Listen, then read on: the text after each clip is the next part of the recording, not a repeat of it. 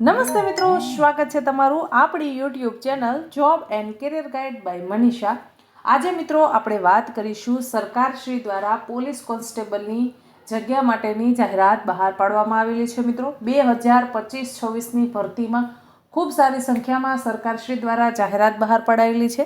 જે લોકોને ભાઈ પોલીસ કોન્સ્ટેબલની નોકરી કરવી છે, જે લોકોને ખાખી પહેરવી છે, તે લોકો માટે આ છે એ ખૂબ સારી તક કહી શકાય. મિત્રો, જ્યારે આપણે કોઈ પણ સરકારી નોકરીની તૈયારી કરીએ છીએ ત્યારે તેના જે જૂના વર્ષના પૂછાયેલા પેપર છે એ આપણે જોઈ લેવા જોઈએ, જેનાથી આપણને ખબર પડે કે સરકારશ્રી દ્વારા જ્યારે પણ પરીક્ષા લેવામાં આવી છે ત્યારે કેવા કેવા પ્રશ્ન પૂછવામાં આવ્યા છે. ગાડરિયા પ્રવાહના જેમ જો આપણે તૈયારી કરશું તો આપણે ક્યારે પણ સફળતા મેળવી શકીશું નહીં. હરેક માણસને માર્ગદર્શનની જરૂર પડે છે. જો તમે માર્ગદર્શનની સાથે તૈયારી કરો તો ઓછા સમયગાળામાં ખૂબ સારી એવી સફળતા મેળવી શકો છો. આજે મિત્રો આપણે વાત કરીશું પોલીસ કોન્સ્ટેબલ લોકરક્ષક ભરતી 2012 એટલે 2012થી લઈ અને 2024-25માં જે પરીક્ષામાં પ્રશ્ન પેપર પૂછાયા છે તે બધા જ પ્રશ્ન પેપર છે તેની આપણે ચર્ચા કરીશું. આજે આપણે 2012માં જે પોલીસ કોન્સ્ટેબલની ભરતી હતી તેમાં જે પ્રશ્ન પેપર છે તેની આપણે આજે ચર્ચા કરીશું. સૌપ્રથમ મિત્રો વાત કરીશું પહેલા પ્રશ્નથી. પહેલા પ્રશ્ન છે એ રીતનો હતો કે આપણે જોડકા જોડવાના હતા. મિત્રો, જ્યારે આપણે તૈયારી કરીએ છીએ ત્યારે વન લાઇનર ફોર્મેટમાં આપણે તૈયારી કરવાની નથી.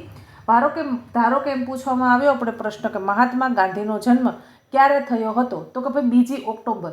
આ રીતે આપણે તૈયારી કરવાની નથી. આ રીતે કદાચ આપણે ગોખીને 5 વર્ષ સુધી પણ વાંચીશું તો ક્યારે પણ નોકરી મેળવી શકીશું નહીં. જ્યારે આપણે કોઈ પણ ટોપિક વાંચીએ છીએ તો તેને સંપૂર્ણતઃ પૂરો કરવાનો છે. માનો કે એ મહાત્મા ગાંધી છે, તેનો 2 ઓક્ટોબરના રોજ જન્મ થયો હતો, પોરબંદરમાં તેમનો જન્મ થયો હતો. તેમના પિતાનું નામ હતું મોહનદાસ કરમચંદ ગાંધી. તેમના જે પત્ની હતા તેમનું શું નામ હતું, તેમની માતાનું શું નામ હતું એ મને કમેન્ટ બોક્સમાં કમેન્ટ કરીને જણાવજો. મહાત્મા ગાંધી છે એ વિદેશના અંદર છે એ LLB કરી અને આગળ પ્રેક્ટિસ માટે ગયા હતા, પણ ત્યાં છે તેમનું અપમાન થયું અને તેમણે જોયું કે મારા દેશની સ્થિતિ ખૂબ નબળી છે, એટલે તે એમની કારકિર્દીને પણ છોડી અને દેશના કાર્યમાં લાગી ગયા હતા. એટલે મારો કહેવાનો ભાવાર્થ આપને એટલો જ છે કે તમે નોકરીની તૈયારી કરો છો તો કોઈ પણ ટોપિકને સંપૂર્ણ વાંચો, આખો ટોપિક વાંચો, પછી જ છે એ આગળ બીજો ટોપિકની શરૂઆત કરો. હવે આના અંદર છે એ આપણને જોડકા પૂછેલા છે કે ભાઈ જોડકા છે આપણે જોડવાના છે. તેના અંદર પૂછેલું છે કે ભારત છોડો ચળવળ ક્યારે થઈ હતી, જલિયાવાલા બાગ હત્યાકાંડ છે એ ક્યારે થયો હતો. ત્રીજો પ્રશ્ન છે મહાત્મા ગાંધીનો જન્મ ક્યારે થયો હતો અને ભારતીય રાષ્ટ્રીય કોંગ્રેસની સ્થાપના ક્યારે થઈ હતી. આ રીતે છે એ આપણને આપેલું હોય છે, જેમાં આપણે છે એ જોડકા જોડવાના છે. તો સૌપ્રથમ આપણે વાત કરીશું કે ભાઈ શું ભારત છોડો ચળવળ છે એ ક્યારે શરૂ થઈ હતી. તો ભારત છોડો ચળવળ છે એ ક્યારે શરૂ થઈ હતી, તો કે ભાઈ 1983ના અંદર છે એ ભારત છોડો. પહેલા પ્રશ્નના અંદર જવાબ આવશે સી. આ જોડકા આપેલા છે એ જોડકામાંથી આપણે છે તેને જોડવાનું છે. બીજો પ્રશ્ન છે મિત્રો, એક વ્યક્તિ ઉત્તર તરફ 10 કિલોમીટર મુસાફરી કરે છે, ત્યાંથી 12 કિલોમીટર પૂર્વ તરફ જાય છે, ત્યાંથી 12 કિલોમીટર પશ્ચિમ તરફ વળે છે, ત્યાંથી 18 કિલોમીટર દક્ષિણ તરફ જાય છે. તે પોતાના આરંભિક બિંદુથી કેટલા કિલોમીટર દૂર હશે. તો મિત્રો આપણને છે એ દિશા અને અંતરના પણ પ્રશ્નો પૂછાય છે. તો બીજો પ્રશ્ન છે તેના અંદર જવાબ આવશે સી. 8 કિલોમીટર છે એ પોતાના આરંભિક બિંદુથી છે એ દૂર જાય છે. ત્રીજો પ્રશ્ન છે ABCD E અને F નામના 6 લોકો એક જ હરોળમાં ઊભા રહે છે. C અને Dની વચ્ચે કોઈ નથી. Dની બાજુમાં F છે, F અને Aની વચ્ચે B છે, D અને Eની વચ્ચે C છે. તો બંને છેડા ઉપર કયા 2 લોકો હશે. મિત્રો, ત્રીજા પ્રશ્નની અંદર જવાબ આવશે ડી. A અને E છે E અને Cની વચ્ચે હશે. બરોબર છે, કયા 2 છેડે 2 લોકો હશે. તો ત્રીજા પ્રશ્નના અંદર જવાબ આવશે ડી, A અને E હશે. અમેરિકાના રાષ્ટ્રપતિની ચૂંટણી દર કેટલા વર્ષે થાય છે. તો કે ભાઈ ચોથા પ્રશ્નના અંદર જવાબ આવશે સી 4 અમેરિકાના રાષ્ટ્રપતિ છે તેની ચૂંટણી છે એ દર 4 વર્ષે થાય છે. કમેન્ટ બોક્સમાં કમેન્ટ કરીને મને જણાવજો કે ભાઈ આપણા ભારતમાં રાષ્ટ્રપતિની ચૂંટણી કેટલા વર્ષે થાય છે. 5મો પ્રશ્ન છે, જ્ઞાનપીઠ એવોર્ડ કયા ક્ષેત્રમાં આપવામાં આવે છે? તો 5મો પ્રશ્ન છે તેનો જવાબ છે બી. જ્ઞાનપીઠ એવોર્ડ છે એ સાહિત્ય ક્ષેત્રે આપવામાં આવે છે.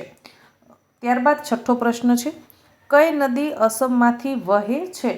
તો 6થા પ્રશ્નમાં જવાબ આવશે સી. બ્રહ્મપુત્રા નામની નદી છે એ અસમમાંથી વહે છે. 7મો પ્રશ્ન છે, 1 થી 200ની વચ્ચે 5થી ભાંગી ન શકાય તેવા કેટલા આંકડા આવે છે? મિત્રો 100 એકડાને આપણે ધ્યાનમાં નથી લેતા, પણ 100 એકડાના પણ પ્રશ્ન પૂછેલા છે કે ભાઈ 1 થી 200ની વચ્ચે 5થી ભાંગી ન શકાય એવા કેટલા આંકડા આવે છે? તો 7મા પ્રશ્નમાં આવશે જવાબ એ.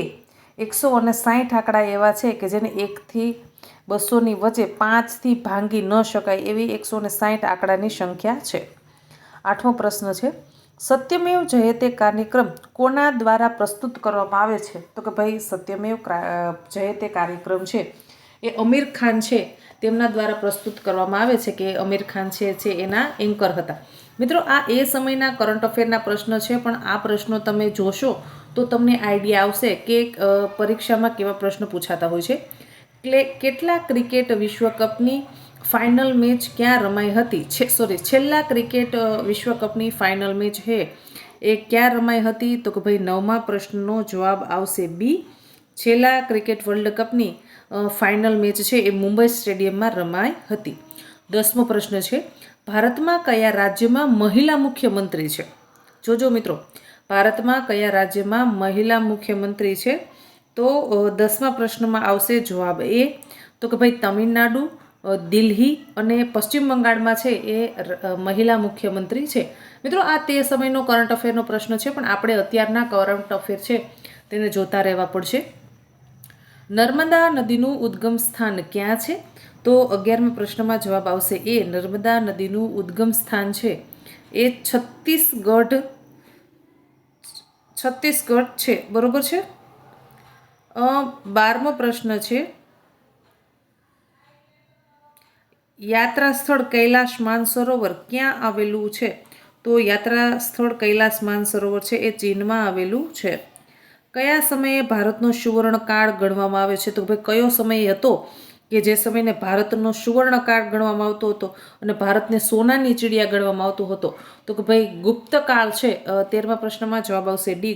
જે આપણો ગુપ્તકાળ હતો એને સુવર્ણકાળ ગણવામાં આવતો હતો, કેમ કે ત્યારે છે એ સાહિત્ય લોકોમાં એટલી સમજણ હતી અને ત્યારે છે એ લોકો એટલું ધન કમાતા હતા, એટલે એ સમયને સોનાનો સમય કહેવામાં આવતો હતો.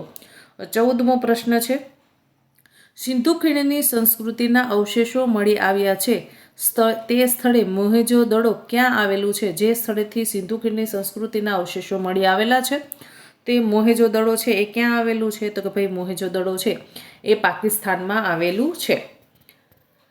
રાજ્યના મુખ્યમંત્રીને શપથ કોણ લેવડાવે છે? મિત્રો જો બંધારણનો પ્રશ્ન છે, રાજ્યના જે આપણા મુખ્યમંત્રી હોય છે એને આપણા રાજ્યપાલ શપથ લેવડાવે, જ્યારે આપણા રાષ્ટ્રપતિ હોય એને શપથ છે આપણા જે ન્યાયાધીશ, એટલે કે આપણા જે સુપ્રીમ કોર્ટ છે એના ન્યાયાધીશ છે એને શપથ લેવડાવતા હોય છે. 16મો પ્રશ્ન છે, આરોપીની ધરપકડ કરવાની પ્રક્રિયાની જોગવાઈ કયા કાયદામાં કરવામાં આવેલી છે? તો 16મા પ્રશ્નમાં જવાબ આવશે બી. CRPCની કલમ છે તેમાં એની જોગવાઈ કરવામાં આવેલી છે. મિત્રો અત્યારે છે એ કાયદા પણ બદલી ગયા છે. CRPC, IPC અને એવિડન્સ એક્ટ 3 કાયદાઓ છે તેમાં સુધારો વધારો કરવામાં આવેલો છે. અને કોન્સ્ટેબલમાં છે એ કદાચ કાયદાઓ પણ પૂછવામાં આવતા નથી, કેમ કે તમને ટ્રેનિંગમાં છે એ કાયદા શીખવાડવાના હોય છે, એટલા માટે છે થોડોક સિલેબસમાં પણ સુધારો કરી નાખવામાં આવેલો છે. આપણે એક વિડીયોમાં સંપૂર્ણતઃ કોન્સ્ટેબલની પરીક્ષાનો સિલેબસ વિશે ચર્ચા કરીશું. PSIના સિલેબસ વિશે છે એ આપણે વિડીયો બનાવેલો છે, હજી સુધી તમે નથી જોયો તો જોઈ લેજો. પ્રશ્ન 17મો છે કે જોડકા જોડવાના છે. સોમનાથ મંદિર, સાપુતારા ગિરિમથક, ધોળાવીરાના અવશેષો અને લોથલ બંદરના અવશેષો. મિત્રો જિલ્લા વાંચવા પડશે તો જ આપણને ખબર પડશે કે કયું છે એ કયા જિલ્લામાં આવેલું છે. તો 17મો પ્રશ્ન છે તેમાં જવાબ આવશે ડી. બરોબર છે. ડી છે એ 17મા પ્રશ્નમાં જવાબ આવશે. સોમનાથ મંદિર છે એ જુનાગઢ જિલ્લામાં આવેલું છે. સાપુતારા ગિરી મથક છે એ ડાંગ જિલ્લામાં આવેલું છે. ધોળાવીરા છે એ કચ્છ જિલ્લામાં આવેલું છે. અને લોથલ બંદરના અવશેષો છે અમદાવાદમાંથી આપણને મળી આવે છે. 18મો પ્રશ્ન છે એ પણ જોડકા જોડવાના છે. રવિન્દ્રનાથ ટાગોર, મહાત્મા ગાંધી, સુભાષચંદ્ર બોઝ અને રાજેન્દ્ર પ્રસાદ તેમને છે એ કયા બિરુદો આપવામાં આવેલા છે? તો જ્યારે 18મો પ્રશ્ન છે તો 18મા પ્રશ્નમાં જવાબ આવશે બી, કે ભાઈ રવિન્દ્રનાથ ટાગોર છે તેમણે ગીતાંજલિની રચના કરી હતી. મહાત્મા ગાંધી છે તેને આપણે રાષ્ટ્રપિતા તરીકે ઓળખીએ છીએ. સુભાષચંદ્ર બોઝ છે એ આઝાદ હિન્દ ફૌજની તેમણે રચના કરી હતી. અને રાજેન્દ્ર પ્રસાદ છે એ આપણા ભારત દેશના પ્રથમ રાષ્ટ્રપતિ હતા. 19મો પ્રશ્ન છે સરસ્વતીચંદ્ર નવલકથાના લેખક કોણ હતા? તો કે ભાઈ ગોવર્ધન રામ ત્રિપાઠી છે એ સરસ્વતીચંદ્ર નવલકથાના લેખક છે. 20મો પ્રશ્ન છે પંચાયતી રાજ પ્રણાલી કયા સિદ્ધાંત પર કામ કરે છે? તો ભાઈ આપણી પંચાયત રાજ પ્રણાલી છે એ સત્તાના વિકેન્દ્રીકરણની ઉપર કામ કરે છે.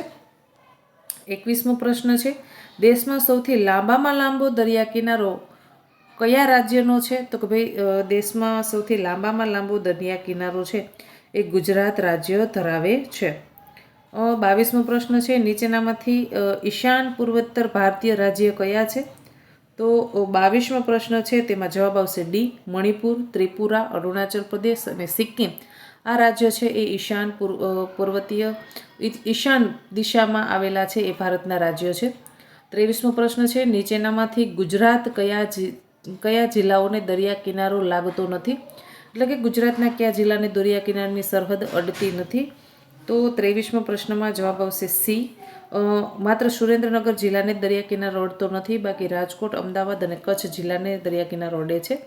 સત્યના પ્રયોગોના લેખક કોણ છે? તો ભાઈ સત્યના પ્રયોગો છે તેના લેખન છે મોહનદાસ કરમચંદ ગાંધી, એટલે કે ભાઈ આપણા મહાત્મા ગાંધી તેના લેખક છે. 25મો પ્રશ્ન છે નીચેનામાંથી કોણ રાષ્ટ્રપતિ પદની છેલ્લી ચૂંટણીના ઉમેદવાર ન હતા?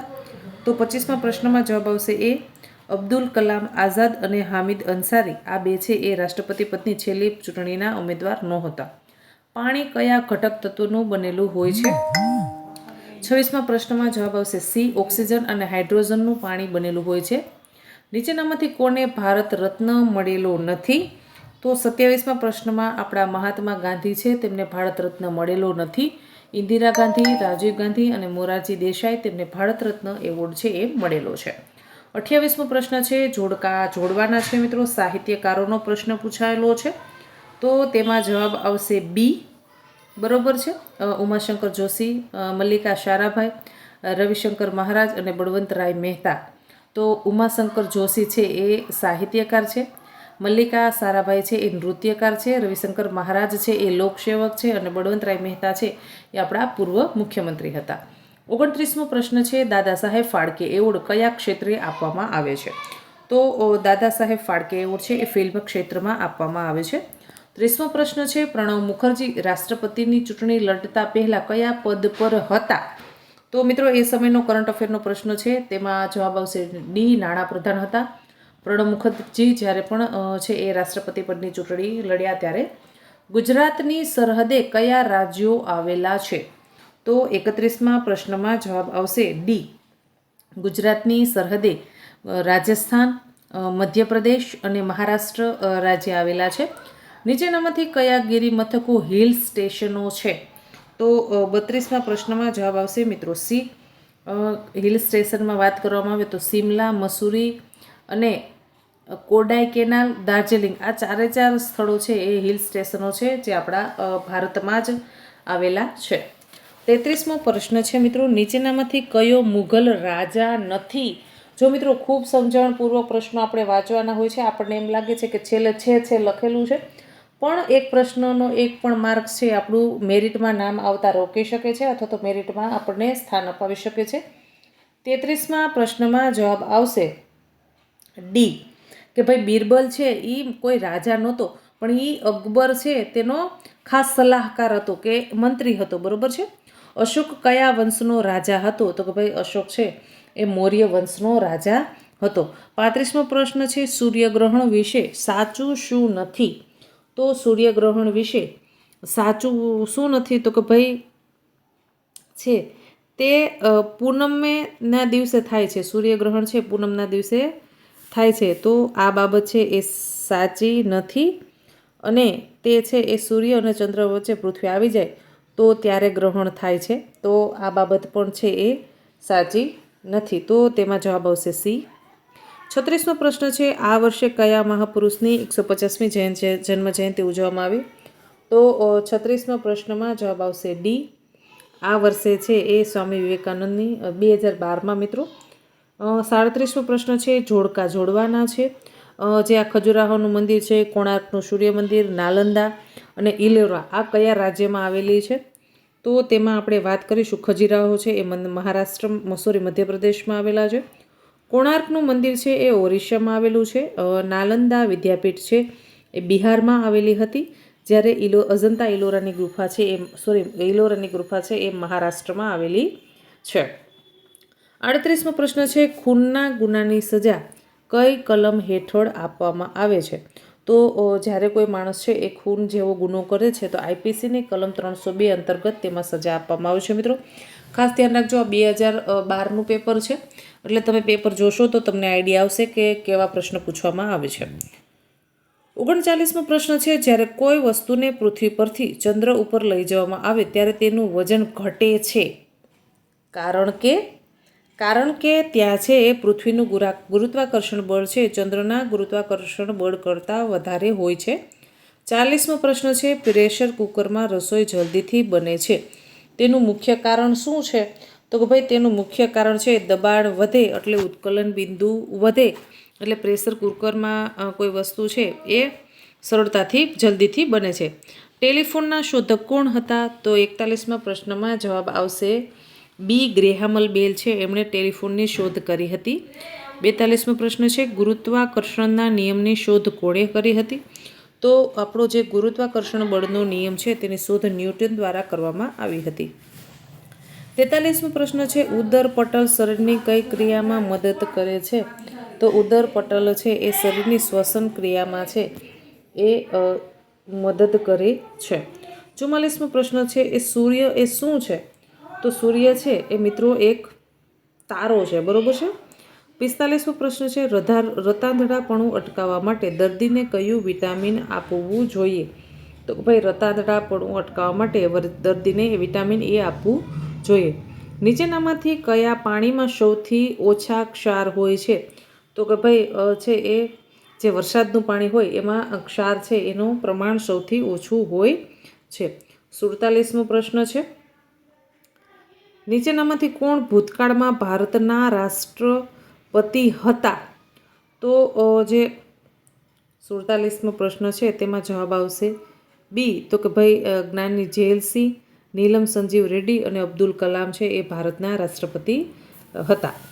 પાછો પ્રશ્ન પૂછ્યો છે મિત્રો 48મો આપણને જોડકા જોડવાનો છે. એમાં એક બાજુ રાજ્ય આપેલા છે, સામેની સાઈડ આપણને તેની રાજધાની આપેલી છે. તો તેમાં જવાબ આવશે એ. છત્તીસગઢની રાજધાની જબલપુર છે, બરોબર છે. સાચા છે એ પૂછ્યું છે આપણને. હવે ત્યારબાદ આપણે 49મો પ્રશ્નની વાત કરીશું સુનામી શાના કારણે ઉદ્ભવે છે? તો સુનામી છે જ્યારે દરિયાના અંદર ધરતીકંપ થાય ત્યારે સુનામી છે એ આવે છે. 50મો પ્રશ્ન છે નીચેનામાંથી કયું ભારતના બંધારણનું લક્ષણ નથી? મિત્રો ખાસ પ્રશ્ન આપણે સમજવાનો છે.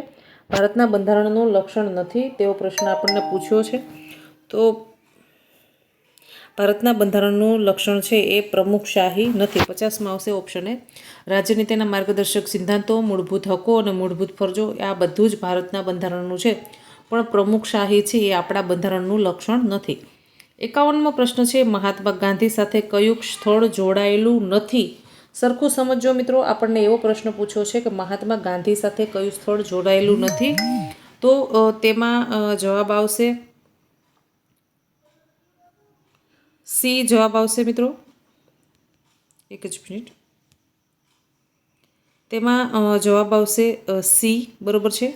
સાબરમતી, ચંપારણ અને વર્ધા આ બધા છે એ મહાત્મા ગાંધી સાથે જોડાયેલા છે. એમનું કરપ્શન છે એ મહાત્મા ગાંધી સાથે જોડાયેલું નથી. એમના પિતાનું નામ છે મોહનદાસ કરમચંદ ગાંધી. એમના પિતાનું નામ છે કરમચંદ, એટલે એ કોઈ સ્થળ નથી, એક નામ છે, એટલે જે મહાત્મા ગાંધી સાથે જોડાયેલું નથી. 52મો પ્રશ્ન છે ગ્રીનિચ સમયરેખા કયા સ્થળમાંથી ગ્રીનિચ સમયરેખા કયા શહેરમાંથી પસાર થાય છે? તો ગ્રીનિચ રેખા છે એ લંડનમાંથી પસાર થાય છે. 53મો પ્રશ્ન છે નીચેનામાંથી કયા દેશ યુરોપ ખંડમાં આવેલા નથી? મિત્રો જો ખાસ સમજો, પ્રશ્ન પૂછ્યો છે નથી, તો 53મા પ્રશ્નમાં જવાબ આવશે સી. બ્રાઝિલ અને ઇજિપ્ત છે એ યુરોપ ખંડમાં આવેલા નથી. 54મો પ્રશ્ન છે નીચેમાંથી કયા સ્થળે જમ્મુ અને કાશ્મીરમાં આવેલા નથી? તો જે 54મો પ્રશ્ન છે તેમાં જવાબ આવશે ડી. માત્ર પઠાણકોટ છે એ જમ્મુ કાશ્મીરમાં આવેલ નથી, બાકી કારગિલ, લેહ અને શ્રીનગર બધા જમ્મુ કાશ્મીરમાં આવેલા છે. 55મો પ્રશ્ન છે નીચેનામાંથી કોણ ભૂતકાળમાં ગુજરાતના મુખ્યમંત્રી હતા? આપણને એવો પ્રશ્ન પૂછ્યો છે, તો એમાં છે એ માધવસિંહ સોલંકી, હિતેન્દ્ર દેસાઈ, અમરસિંહ ચૌધરી અને ઘનશ્યામભાઈ ઓઝા. આ ચાર છે એ આપણા ગુજરાતના મુખ્યમંત્રી હતા.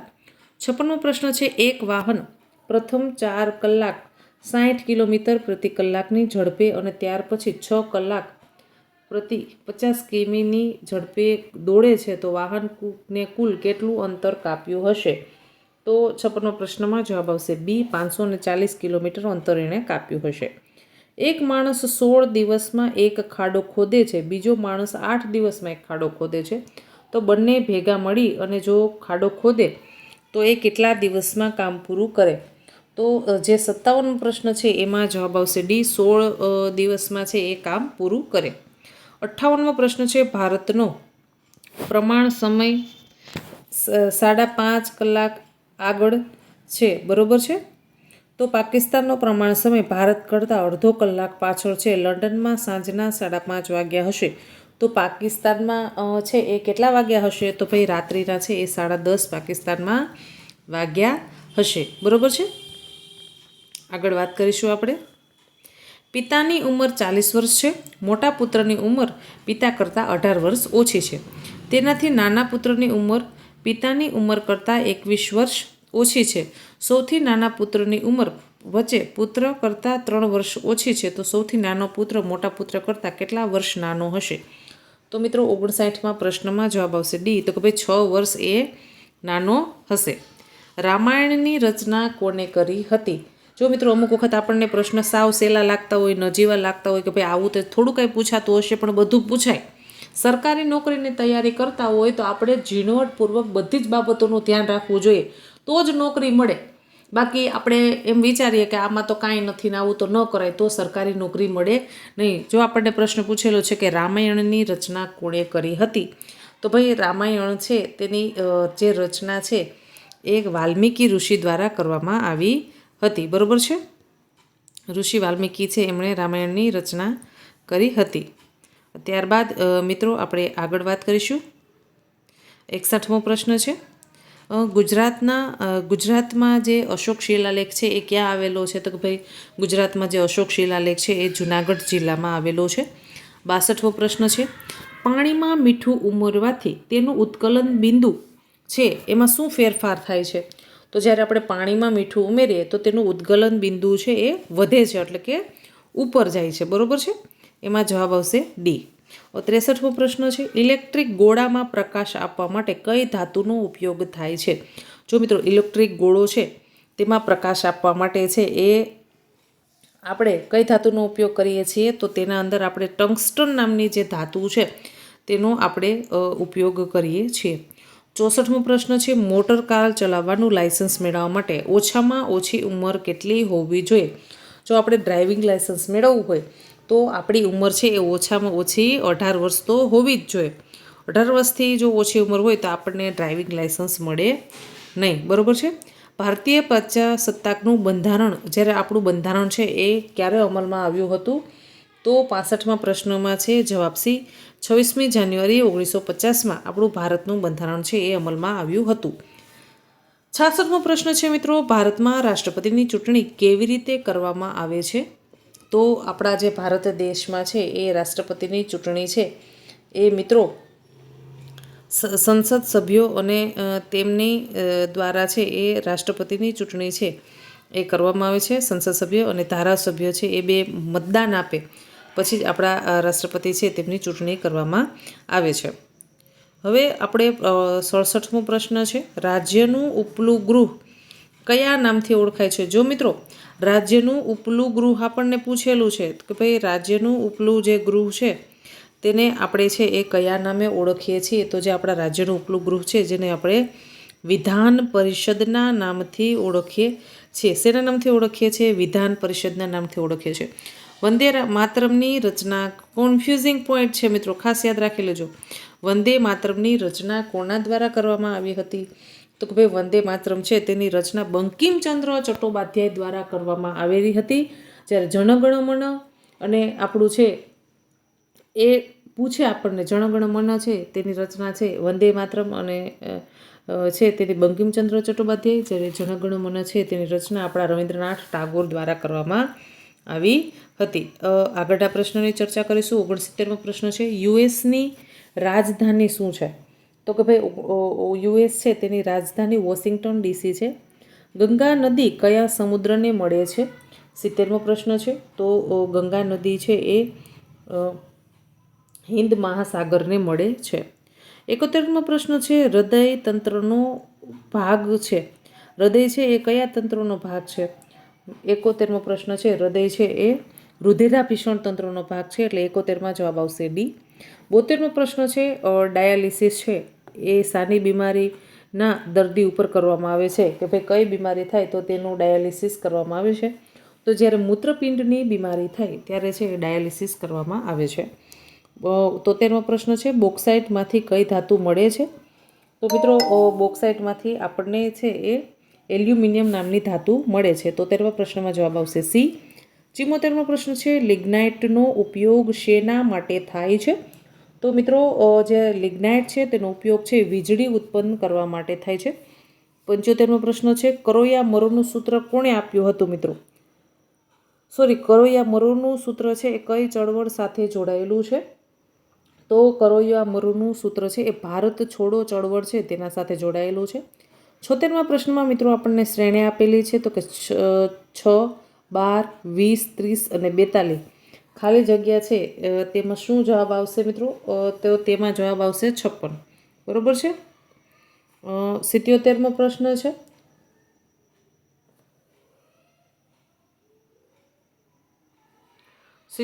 પ્રશ્ન છે 2, 10, 30 અને 68. તો તેમાં પણ શ્રેણી છે મિત્રો. તેમાં શું જવાબ આવશે? તો તેમાં જવાબ આવશે સી, 130. પાછા મિત્રો જોડકા જોડવાનો પ્રશ્ન આપણને પૂછેલો છે. 78મો પ્રશ્ન છે કે ભાઈ જોડકા જોડો, બરોબર છે. તો તેમાં શું જવાબ આવશે? તો જ્યારે 78મો પ્રશ્ન છે તેમાં જવાબ આવશે બી, બરોબર છે. 79મો પ્રશ્ન છે, લગ્ન માટેની કાનૂની ઉંમર કેટલી હોવી જોઈએ? તો કે ભાઈ લગ્ન માટેની જે આપણી કાનૂની ઉંમર છે એ છોકરીની ઉંમર છે એ 18 વર્ષ હોવી જોઈએ અને છોકરો છે તેની ઉંમર છે 21 વર્ષ હોવી જોઈએ. તેમાં જવાબ આવશે એ. 80મો પ્રશ્ન છે, ફરિયાદ કઈ કલમ હેઠળ નોંધવામાં આવે છે મિત્રો? આ ત્યારની આઈપીસી છે, બરોબર. એટલે અત્યારે આપણને કાયદો પૂછાતો નથી, પણ આપણે પેપર સોલ્વ કરીએ તો એ છે એ આપણે જોઈ લેવું જરૂરી છે. તો સીઆરપીસીની કલમ 154 અંતર્ગત એફઆઈઆર છે એ નોંધવામાં આવતી હતી. 81મો પ્રશ્ન છે, ધાડના ગુનામાં ઓછામાં ઓછા કેટલા આરોપી હોવા જોઈએ? તો જ્યારે મિત્રો ધાડનો ગુનો બને ત્યારે 5 કે 5થી વધારે લોકો હોય તો તેને ધાડ ગણવામાં આવે છે. 82મો પ્રશ્ન છે, કરફ્યુ કઈ કલમ હેઠળ લગાડવામાં આવે છે? તો કે ભાઈ કરફ્યુ છે એ કલમ નંબર 144 સીઆરપીસીની કલમ 144 અંતર્ગત લગાડવામાં આવે છે. 83મો પ્રશ્ન છે, સીઆરપીસીનું આખું રૂપ શું છે? તો કે ભાઈ જે 83મો પ્રશ્ન છે તેનો જવાબ આવશે એ, ક્રિમિનલ પ્રોસિજર કોડ એ સીઆરપીસીનું ફૂલ ફોર્મ છે. 84મો પ્રશ્ન છે, માહિતી અધિકાર હેઠળ કયા એક્ટ, માહિતી અધિકાર એક્ટ હેઠળ સામાન્ય રીતે કેટલા દિવસમાં માહિતી પૂરી પાડવાની હોય છે? જ્યારે આરટીઆઈ થાય તો કેટલા દિવસના અંદર જેના પાસે માહિતી માંગેલી હોય તેને આપી દેવી જોઈએ? તો 30 દિવસમાં તેને માહિતી આપી દેવી જોઈએ. સ્ત્રીને સાસરી દ્વારા શારીરિક માનસિક ત્રાસ આપવામાં આવે તો ગુનાની શિક્ષા કઈ કલમ હેઠળ થાય છે? જો સ્ત્રીને તેના સાસરી દ્વારા હેરાન કરવામાં આવે તો કલમ નંબર 498 ક અંતર્ગત છે તેના વિરુદ્ધ સજા થાય છે. તેમાં 85માં જવાબ આવશે ડી. 86મો પ્રશ્ન છે ઇન્ડિયન પિનલ કોડ 420 શેને લગતી છે? તો એ છે મિત્રો ઠગાઈને લગતી છે. 86માં જવાબ આવશે ડી. 87મો પ્રશ્ન છે વાહન એ 50 કિમી પ્રતિ કલાક દોડે છે, બી 40 કિમી પ્રતિ કલાકની ઝડપે દોડે છે, એ જ દિશામાં જાય છે, તો એક દિવસના અંતે બંને વાહન છે એ ટોટલ કેટલું અંતર કાપશે? તો બંને છે 240 કિલોમીટરનું અંતર કાપશે. 88મો પ્રશ્ન છે પિતાની ઉંમર પુત્રની ઉંમર કરતાં 3 ગણી કરતાં 8 વર્ષ વધુ છે. માતાની ઉંમર પિતા કરતાં 3 વર્ષ વધારે છે. જો પુત્રની ઉંમર 7 વર્ષ હોય તો માતાની ઉંમર કેટલી હશે? મિત્રો આપણને આમાં દાખલા આપેલા છે. આ મુજબના દાખલાની આપણે ખાસ પ્રેક્ટિસ કરવી જોઈએ, જેથી કરી અને આપણને છે એ વાંધો ન આવે. તો 88મા પ્રશ્નમાં જવાબ આવશે સી 32 વર્ષ. 89મો પ્રશ્ન છે 400 રૂપિયાનો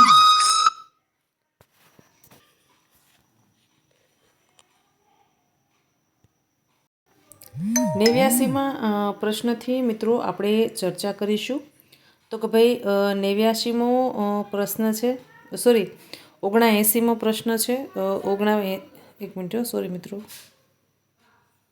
89મો પ્રશ્ન છે 40 રૂપિયાના બૂટ ઉપર 4% ડિસ્કાઉન્ટ આપી તેના ઉપર 10% વેચાણ વેરો લગાડી ગ્રાહકને વેચવામાં આવે તો ગ્રાહકે કેટલી કિંમત ચૂકવવી પડે? તો જે 89મો પ્રશ્ન છે તેમાં ગ્રાહકે 422 રૂપિયા અને 40 પૈસા કિંમત ચૂકવવી પડે. 90મો પ્રશ્ન છે નીચેના રાજાઓને તેમના કાળક્રમમાં ગોઠવવાના છે આપણે. તો જે મિત્રો 90મો પ્રશ્ન છે તેમાં જવાબ આવશે ડી. સૌપ્રથમ તો આવશે ચંદ્રગુપ્ત મૌર્ય, ત્યારબાદ આવશે સમ્રાટ અશોક, ત્યારબાદ આવશે ચંદ્રગુપ્ત પહેલો અને છેલ્લે આવશે અકબર. એટલે 90મા પ્રશ્નમાં આવશે જવાબ ડી. 91મો પ્રશ્ન છે ઓમકારનાથ ઠાકુર શેના સાથે સંકળાયેલા છે?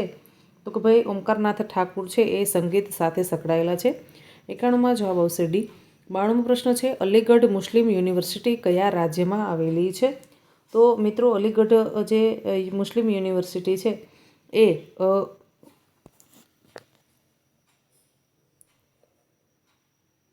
ઉત્તર પ્રદેશમાં આવેલી છે. 93મો પ્રશ્ન છે પોખરણ કયા રાજ્યમાં આવેલું છે? તો જે પોખરણ છે એ રાજસ્થાન રાજ્યમાં આવેલું છે. 93માં આવશે જવાબ ડી. 94મો પ્રશ્ન છે મિત્રો જોડકા જોડવાના છે, તો તેમાં છે એ કંડલા, બરોબર છે. તો કંડલા છે એ શેના માટે પ્રસિદ્ધ છે? તો કે ભાઈ કંડલા છે એ સેન્ટ્રલ સોલ્ટ રિસર્ચ ઇન્સ્ટિટ્યૂટ આવેલું છે. એક જ મિનિટ મિત્રો. 94માં જવાબ આવશે બી, બરાબર. 94નો પ્રશ્નમાં જવાબ આવશે બી. 95મો પ્રશ્ન છે એક વર્ગમાં 70 વિદ્યાર્થી છે, 30% વિદ્યાર્થી ગણિતમાં નાપાસ થાય છે, તો કેટલા વિદ્યાર્થીઓ પાસ હશે? તો મિત્રો જે છે એ 49 વિદ્યાર્થી છે એ પાસ હશે. 95માં જવાબ આવશે ડી.